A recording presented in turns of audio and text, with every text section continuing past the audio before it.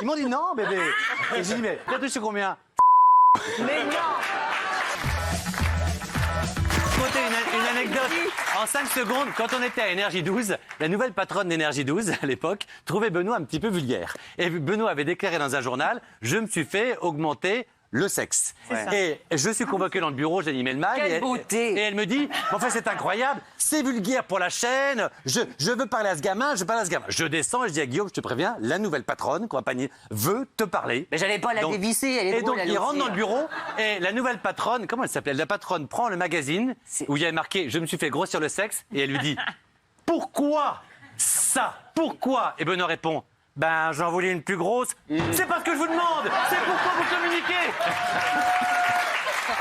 C'est quoi? J'ai pas vraiment pété un plomb, mais ça arrivait vraiment comme une vague soudaine. J'étais pas du tout prévu à la célébrité. Moi, je le faisais pour l'argent. Je m'attendais pas à une suite comme ça. Ouais. Tout de suite, Gérard Louvain, un monstre de la télé. On m'apprend que je vais remettre un prix aux énergies, comme tu l'as dit et tout. Et là, tout va très très vite et je suis spectateur. C'est-à-dire que je deviens transparent de moi-même.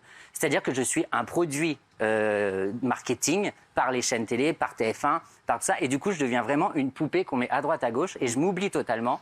Et je deviens la caricature de moi-même. C'est-à-dire que j'étais quand même un personnage haut en couleur. Mais là, du coup, ne sachant pas vraiment comment exercer cette nouvelle profession, j'en rajoute pour me protéger, comme une armure, si tu veux. Et donc, du coup, ça a marché finalement, parce que j'ai fait 8 ans sur Énergie 12.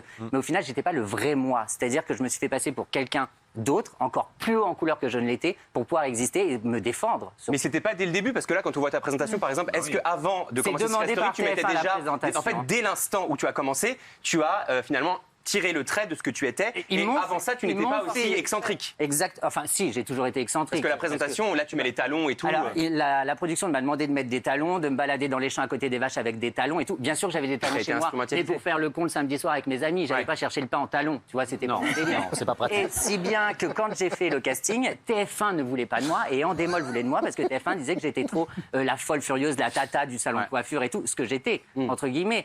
Mais du coup, TF1 a dit, nous, on prend pas le dossier, il est trop lourd pour la ménagère de TF1 pour Secret Story. Et Endemol a dit, il nous le faut absolument, ce gamin, il nous le faut. Et du coup, ils n'ont pas pris de risque, ils m'ont mis sur Internet quelques jours avant Secret Story. Ils ont dit, s'il doit rentrer, c'est le public qui choisira de le faire rentrer. Du coup, personne s'est mouillé. Et après, TF1, je suis sortie, ils ont dit, Angela Laurente, mais ma chérie, mais c'est moi qui t'ai trouvé, c'est moi qui a dit qu'il y avait de mettre dedans, et c'est moi. Je sais que je devrais pas le dire parce que si elle nous regarde, elle serait folle de colère. Mais Affida Turner, un jour, est dans mon bureau. Elle me dit, bébé, je vais faire un dîner presque parfait. Les audiences vont exploser parce que je suis américaine. C'est le showtime. Ils savent que quand t'as Affida, tu cartonnes. Donc M6 m'a appelé, m'a dit, Affida, on te veut dans un dîner presque parfait. Combien tu veux? J'ai dit 150 000. Ils ont dit quoi? 150 000 $ US avec un virement. Et j'ai dit, ils t'ont dit quoi? Ils m'ont dit non, bébé. Et j'ai dit, mais t'as fait quoi? J'ai fait l'émission. Et t'as touché combien? 500 €. Mais non. Effectivement, vous avez mis une belle photo là. Vénère. Ouais, c'est ta façon J'avais encore des cheveux là. Et d'aller frapper des gens. D'accord. Alors, non, pour dire la vérité, ça m'est arrivé, ça n'a jamais été diffusé, mais effectivement, il y a eu. Non. il y a eu Mais des- non. non, il y a un petit peu de violence, c'est normal. Mais non. Contre moi, donc je me défends. Ah, c'est Avec vrai? des ados. Ouais, C'est vrai? ouais. Submergé par la colère, Armand se jette sur son marteau. J'en ai eu quelques-uns qui étaient même entraînés. Et Entraînés? Ouais, ils étaient entraînés. Ils voulaient en découdre avec moi, bien sûr. Bien sûr. Et t'as gagné à chaque fois? Je peux pas te dire. Arrête-toi. T'as perdu une fois. Jamais. Jamais? Non, jamais. Bah, il C'est est vrai troisième Jamais. dame ou quatrième dame. T'es quoi, toi? Quatrième dame. Quatrième dame de quoi? De kung-fu, ouais. C'est hallucinant, Très quoi. salement en plus. Non seulement ils parlent mal, mais en plus certains ont eu des gestes très déplacés Violents, en ma ouais. présence. Une Ouais. maman qui se fait balayer au sol. Elle nous suppliait de montrer les images. Ce qu'on n'a pas le droit, c'est interdit, on le sait. Et c'est de la violence par intérim. Donc là, le gamin part directement au foyer. Donc on n'a jamais pu montrer ce genre d'image. Et pourtant, les parents signaient pour ça. Combien de temps tu restais dans la famille? À l'époque, c'était 12 jours à TF1. 12 jours. Pourquoi la Starac t'a pas pris toi pour gérer tous les gamins dans le château? Ah oui, sur Énergie 12. Moi, je pense que je sais pourquoi, c'est TF1.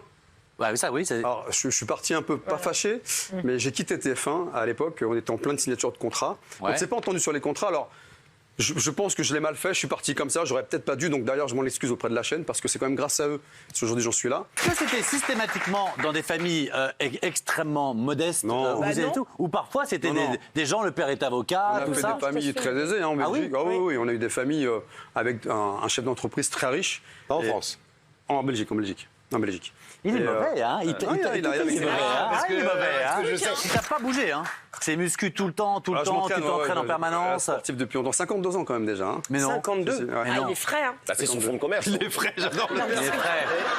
Non, mais elle sort avec la garde du corps. Donc dès qu'il y a un mec un peu gaulé, tu vois. Dans Secret Story, tout le monde ne supporte pas la célébrité. Et ta saison, c'était avec FX, François-Xavier. fait. Tu étais très aimé avec lui. Et on sait que François-Xavier s'est suicidé, s'est jeté sous une voiture. On passe pas d'image, tout ça, on n'a pas envie. Mais qu'est-ce que ça t'a inspiré après? Est-ce que tu t'es dit justement que vous n'étiez pas assez préparé? Est-ce que tu t'en as voulu à quelqu'un, à la prod? Qu'est-ce que ça dit de cette génération?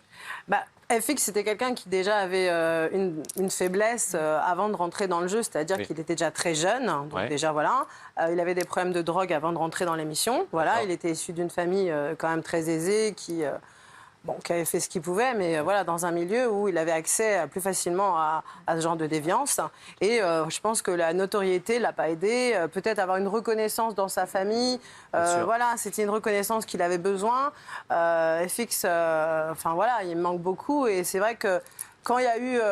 C'est un peu quand la cet lumière s'est arrêtée, parce qu'il y a eu cette émission ensuite qui est partie, qui n'a pas marché du tout, pardon, je me souviens Carré plus du nom. vip. Carré vip. Échec Et quand la industriel. lumière s'est un peu arrêtée sur lui, il l'a très mal vécu.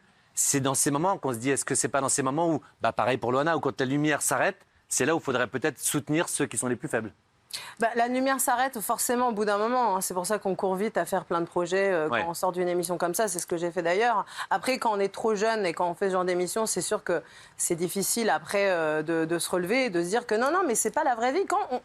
Nadège avait 25 ans ou 26 ans quand elle a fait Secret. Bon, elle était déjà plus mature. Moi, j'avais 26 ans quand je suis rentrée dans Secret.